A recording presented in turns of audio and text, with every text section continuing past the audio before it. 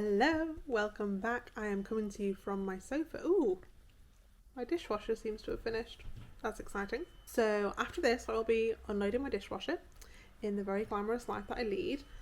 But before that, I will tell you about my day. So I also have my dog sniffing my camera. So if there is any random movements, that is why. So we have beeping and we have random movements. So what a great start to a video. But today is a bank holiday weekend and it is looking a little wet and windy outside. So we are going to go bowling. I am not the biggest bowler in the world. I find it quite noisy and quite overwhelming, but we're going to do it because yeah, that's all kind of that we could find to do really. We are going to one of these kingpin bowling lanes that they seem to be popping up everywhere.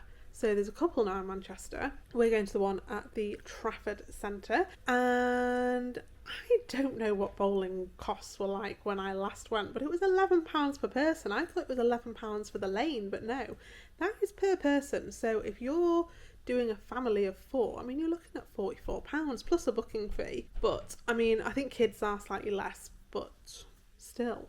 But yeah, I don't know, I am just behind the times on bowling prices, but that is what we've paid. There are other things that you can do there as well, and you can pre-book those as well. So there's shuffleboard, there's karaoke, there's arcade games, I think. And yeah, so we're going to go along, see what it's like. I think it's very cool. Maybe that's what you're paying for, the cool factor. But yes, see what it's like. There is quite good parking at the Trafford Centre as well. I hate going somewhere where I don't know what the parking situation is, but I know what the parking situation is here. So we're just going to pop along to that. And it was really easy to pre-book. We just booked it online. I know, I'm sorry, now I can hear my husband bashing around upstairs. It's a very noisy intro. I will take you along, let you know my thoughts. My one big hope is that I don't have to wear those bowling shoes. I don't feel like I'm being unreasonable, but they're awful, and it's not the look of them. I don't care about the look of them. It's the feel and knowing that lots of other people have had their feet in there that day, sweating. You're just asking for foot infections. That spray is not doing anything. You can't tell me otherwise. So hopefully none of the shoes, and hopefully it's not too noisy. I think I'm asking for a lot on a bank holiday, but I don't know. Follow along and see how it goes. I'm also going for the slick back look today, and I never know whether I just look like a greasy egg and then it starts cracking. I've got quite thin hair, so I never know if it's a good look or not, but you know, it's in style. We'll try and rock it the best we can with our hair type. Just nipped upstairs to get my shoes, looked at my hands, and I thought I probably shouldn't have rings on, should I, because they're going to get lost in the bowling ball, or will they? I don't know. Going for a little denim jacket, little top with the watermelons on, and I've got leather or pleather pants on, which I need to work out how to pan on this camera because it just keeps tracking my face. Anyway, less about camera difficulties and more about bowling. This is the Trafford Palazzo. It is across the way from the Trafford Centre. It's a bit of an activity heaven these days. You've got sea life, you've got some sort of Nerf battleground, Archie's as a roller rink, but yes, Kingpins is in this side. So in we go, up the escalators, and you can just see Kingpins behind those columns up there. You checked in on an iPad which had the information of your booking, and then once you'd done that you went over to the front desk where someone would tell you where your lane was and kind of doubly checked you in, I guess. Great news, don't have to wear those awful shoes. Woo-hoo! So we are on lane 3 and it's quite busy, but it's not overwhelmingly busy. So we think you can order on this, but we don't know the code.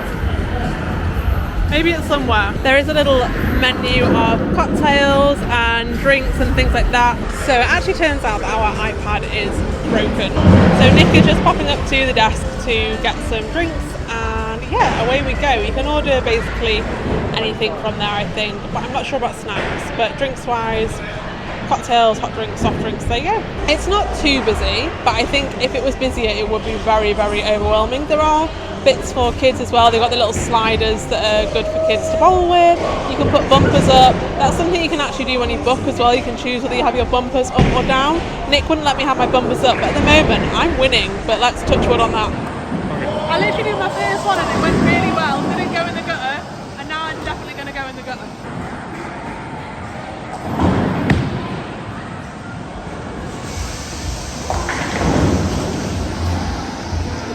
We are now in the arcade, and you have to get these little cards in order to play, and I'm assuming each card is unique to each location, so you can't use the Manchester ones in the Trafford one. I don't know, I'm just guessing that from the sign. It's quite fun, there's loads of stuff in here. Oh, I love air hockey. Oh my gosh, maybe we can get some air hockey. Also, I lost bowling. Let's not talk about it. I was so close to winning as well. Grabby machines, pop the lock, whatever that is. These things that I'm convinced are rigged to lose, but you know, maybe one day I'll win something from a grabby machine. There's loads of stuff, some Nintendo games, boxing ones. Oh, basketball. I know what, I'm actually pretty good at the basketball ones. So this one, you tap.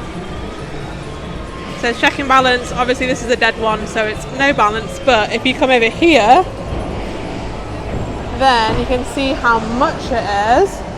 I thought bowling was expensive. Look at this. So one card, pay with credit. £10 for 100 credits. I don't know. Arcades have got more expensive. Maybe I'm just being cheap. I don't know. I think you just walk around now and just do whatever you want. There is the bowling. We could go and do another bowling game, or the arcade. We might look upstairs, but just going to finish our drink and just have a little wander around and see what's on offer. Like I said, there were loads of different options available activity-wise. There was a mini golf, but what really caught my eye was the ice-free curling, and I'll definitely be back to try this one. Somehow accidentally found ourselves in Primark after bowling, but let's have a look around. I'm actually quite a fan of this pyjama look, but for outside wear. What do you think? And if you've watched any of my wardrobe clear outs, you will know that I love a cover up for the beach, so I was tempted by that. I did like this top as well, but on further inspection, I didn't think the quality was quite what I was looking for. Now, bikinis. How do we feel about high-waisted? I think some people look so good in them, but for me, it just looks like I'm wearing a giant pair of underwear, so it's a pass for me for now. This top with white clothes. Let's try and not get makeup on. I understand it's an accident sometimes, but this person looks like they were deliberately trying to cover the whole white top in foundation.